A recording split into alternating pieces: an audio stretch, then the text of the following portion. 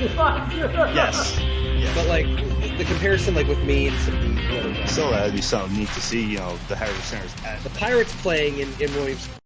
Welcome to episode 60 of the Non-Hour Sports Podcast, the home of sports talk for everyone. I'm David.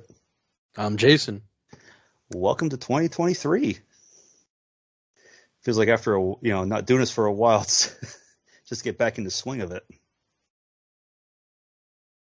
New shit, same bowl. Pretty much. Oh man. So to start off this episode with period one here with something crazy that actually happened during the Monday Night Football with Damar Hamlin. A freak accident, as we all know, happened where a routine play, as we see time and time again. And it just so happened his heart stopped. Yeah. It was the freakiest. I mean, for what they scary. said. Yeah, I mean, for what they said had to happen was everything had to line up correctly for that to actually happen. Yeah, there was a video I watched right after he got carted out on the ambulance. There's a video I watched on YouTube, and it was a doctor explaining how, just saying what he believes it was based on what he saw. Here he was right, was that the way he was hit in the chest had to have interrupted his heartbeat. Like it had to have hit during in the cycle of the heartbeat. Yeah, I think I saw at the just same the video. right moment to trigger the cardiac arrest.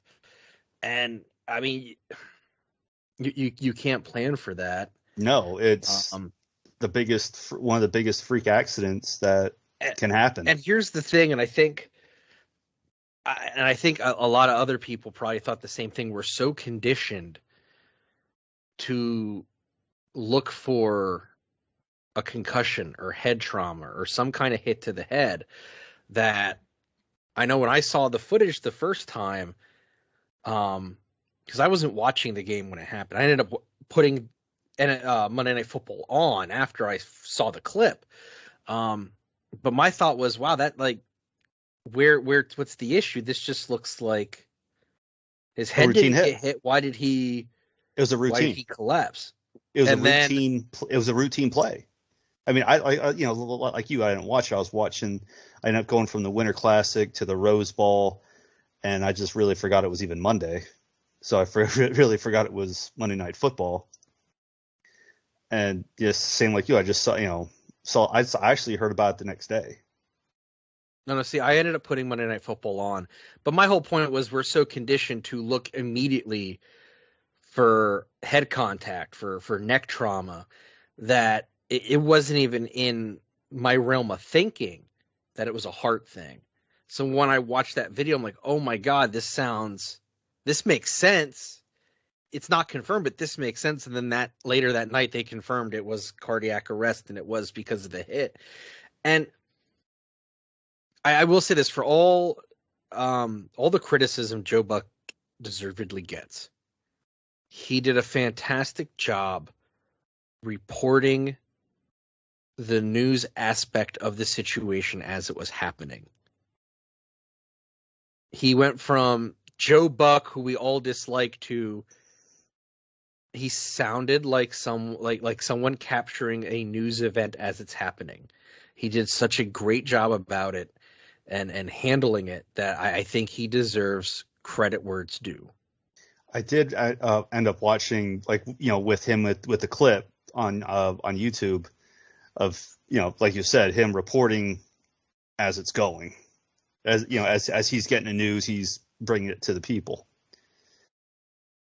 But it's just the craziest thing, and the fact of how far it has now been taken, on how much this has been blown out of proportion, as into T. Higgins getting blamed for it. Like it was his.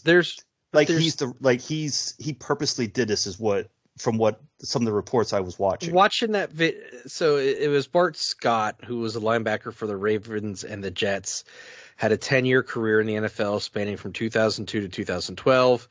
He was the one to start blaming T. Higgins for what happened. But watching that play, how can you blame anybody for it? You can't. No one is to fault. This is something you don't. You can't make happen. It happened out of freak incident.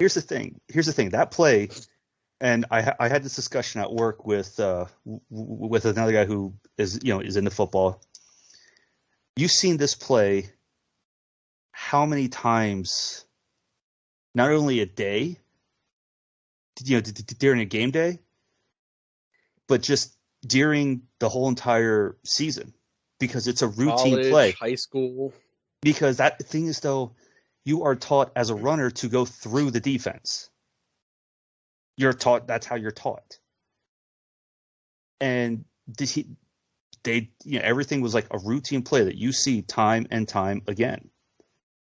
And to blame somebody for something that is routine time and time again is, to me, the biggest ridiculous thing. Accident. Exactly. And Hamlin's family came out and said, "Hey, knock this off. He's not to blame. Nobody's to blame. It's just right." I mean, I can only imagine, though, what T. Higgins is actually going through, just because of he was involved in this and what is running through his mind, and just, my heart goes out to him as well, just because of what he's going through. Because think about it, that's something that really plays on your mind. Right. And you don't ask for that to happen, as both players didn't ask for this to happen. It happened. They can't help it. It was just we constantly keep repeating. It's just a freak accident that happened, something routine. But I mean, that turned into a freak accident. Thank God, here we are Friday, and Damar is talking. The breathing tube's out. His heart was working fine by the time they left the stadium. It was getting him to breathe on his own again. Well, they did have to resuscitate him again at the hospital, from what I was reading. But no, yeah, it's fantastic that how much of a progression that he has made to this point, just in that time span. And it's humorous because it's the stereotype of a professional athlete. He came to, and his first question was, "Did we win the game?" That's endearing to me. Like that. That's a sports athlete through and through. That it doesn't matter what sport. That's just how an athlete is. You could be passed out. You come to, did we win? That's the first thing you think of his team first, because that's at least he didn't ask if he's a premature ejaculator. That's a deep movie reference. I'll be surprised if anyone listening gets that movie reference. If you get the movie reference, put it in the comments on YouTube on what movie it actually is. This way, so we know that, because that is one of my favorite movies. I just referenced that movie earlier this week. Oh, jeez. Not that scene. But no, last week, actually, Jamie had ER on, and the one dude on ER is in that movie. Oh, jeez. We can't say too much, or we'll give it away. But. Yeah. So yeah, if you know the movie, put it on YouTube, just to see how many people actually get it. But yeah, when that question was asked, did we win? I actually saw the clip of the doctors talking about that. They said, yes, the game of life, you won. Yeah. It's just true. The game of life, you won. I mean, that's just, it's remarkable. It's just fantastic that he has come so far since that hit. And I think we got to touch on this too while we're talking about it, is that the game will not resume. No, the game they actually just called. And I know there's some people upset about that. To me, what happened is bigger than the game itself. And I get that this game had playoff implications, not just for those two teams, but for multiple teams. they'll figure it out. I think they're using win percentages to figure out who goes where and so on. That's what I think I heard that they're doing. I mean, yeah, this guy almost lost his life. Yeah, those teams. The game doesn't matter at that point. For anybody who thinks the game is more important than human life, just needs to get a reality check on that. That's why a lot of people dislike Skip Bayless, because he was one of those people. Well, he's a talking head too, so a Richard head, if you will. Hello, Richard. I mean, I'm not a Bills guy. I don't have a favorite team, but I'm glad, even if he doesn't play again, I'm glad he's able to walk away from this and he's okay. Yeah. He's conversing with his family. I know today he had a Zoom call with his teammates. Yeah, I mean, that's one thing and Monday night, no one thought any of this would have been possible. So the fact that here we are on Friday and he's talking to people, his family, his teammates, the doctors, that's huge. And even that's though a big step. Well, yeah, because there's a lot of things that come into play with that is because of how long he was out for. Could there have possibly been brain damage because of going into cardiac arrest? Is there a possibility of brain damage if for so long there's no blood pumping to his brain? Right.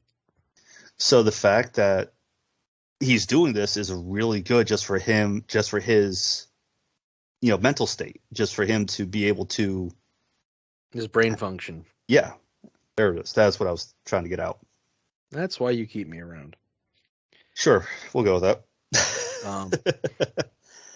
Yeah. And like we said, for people to think that, okay, yeah, they should play the game. The fact that he's walking and talking. Is he walking? Oh, I don't know. I thought I saw that somewhere. I mean, just the fact that he's breathing on his own. Let's just go communicating is huge. Let's just go communicating. How's that? We'll just go with communicating. It's just just that small little thing of communicating is very huge at this point for what has happened.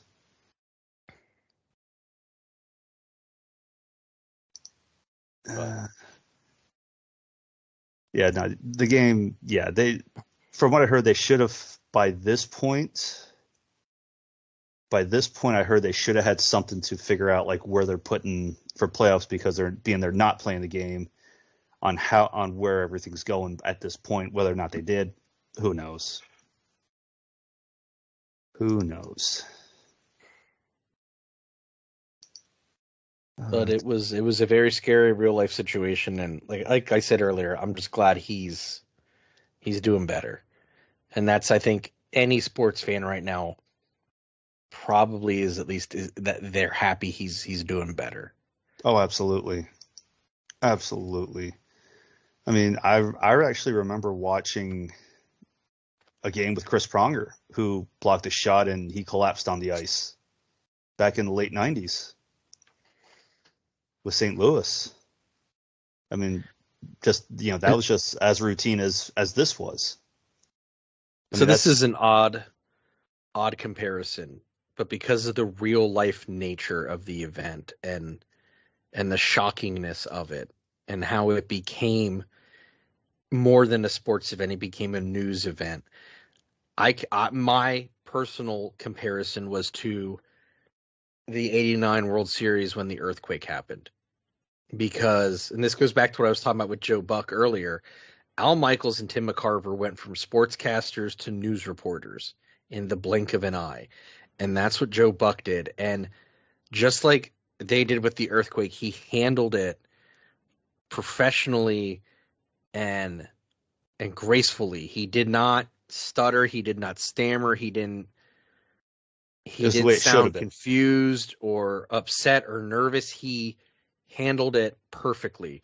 And that's what you need in those situations, because he had to now become the calming figure for the people watching at home, wondering what the hell did I just see happen? Yeah. Is that guy okay? And actually, you know what? Probably the people who need the biggest props for all of this the trainers. The trainers for the Bengals.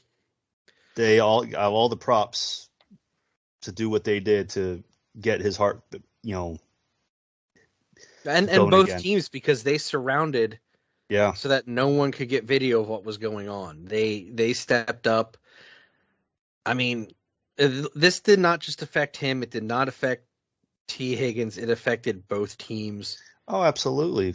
Absolutely. And, I mean, this spoke, as much as it was a sad and scary event, it also spoke to the brotherhood of professional or of any kind of team sport. Exactly. Just to, put the game where aside. These teams united and, for the sake of a fallen brother. I mean, what's on the field stays on the field. And the fact that they were able to just even come together and humanely, like, hey, are you all right? Hey, just kind of comfort each other.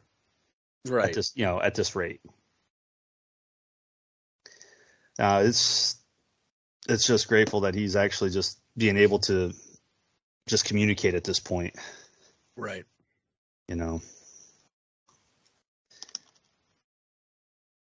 So now let's just hope he gets better real quick, progressing as well as he did this week into further down the line.